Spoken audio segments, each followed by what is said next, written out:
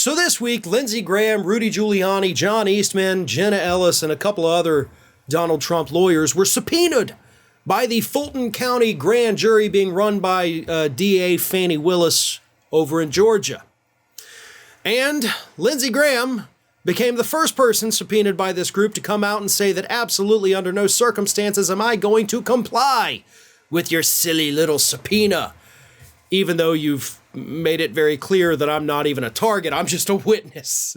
But I'm still not going to come talk to you about my involvement with trying to get the state to overturn their 2020 election results. Not going to happen, Lindsey Graham's lawyers said in a court filing. And they made some pretty stupid arguments, actually. Here's what they said.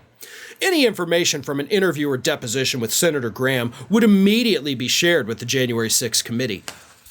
That's not true, and technically that would be illegal.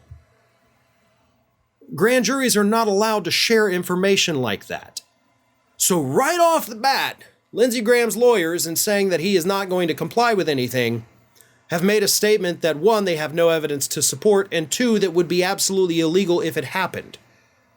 So if that's your legal argument, you just lost your case. And Lindsey Graham, you probably spent a good deal of money on these lawyers who are clearly morons. They went on to say, Senator Graham was well within his rights to discuss with state officials the processes and procedures around administering elections. Should it stand, the subpoena issued today would erode the constitutional balance of power and the ability of a member of Congress to do their job. What they're trying to argue there is the speech or debate clause in the Constitution with regards to members of Congress. Now, members of Congress, as part of their official line of duty, cannot be sued, they cannot be subpoenaed for carrying out any part of their job. And what these lawyers are, again, falsely arguing is that, hey, Lindsey Graham was just doing this as part of his job. Except he wasn't. Because he's a senator from South Carolina. He has no connection to Georgia other than being neighbors.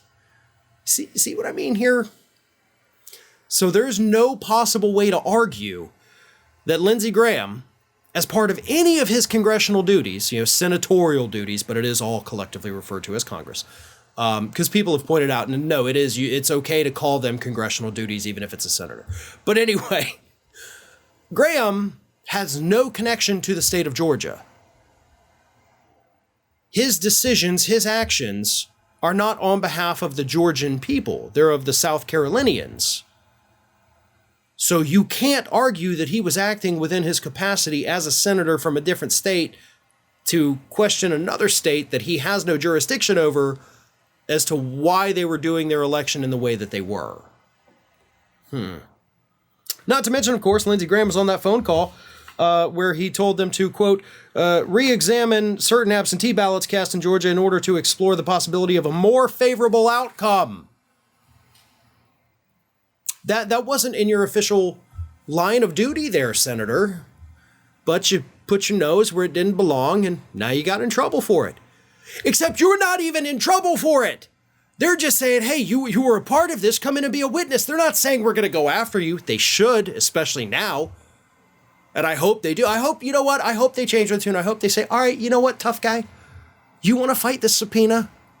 Cool. Go ahead and fight that, because we're going to hit you with another one, and we're going to start investigating your ass. You're now a target, not a witness. You're a target.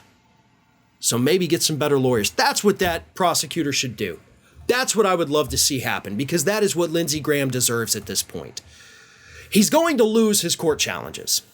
That's a given. He's not going to prevail here. And he knows that. Obviously, he's seen his legal team. He's seen their arguments. He knows he ain't winning. But winning is not the point. Tying it up in courts for the next 6 months is the point. That's what he hopes to do.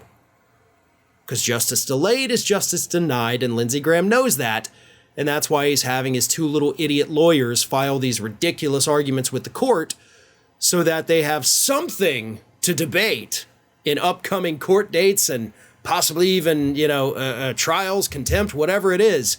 They'll fight it to the bitter end, just so Lindsey Graham can delay the inevitable as long as possible. Hey everyone, this is Aspen. And did you know that for the low cost of $0 per day, you can subscribe to the Fair and Balanced YouTube channel. We also encourage you to like, comment, and share, but again, click that subscribe button and help Aspen not be so grumpy.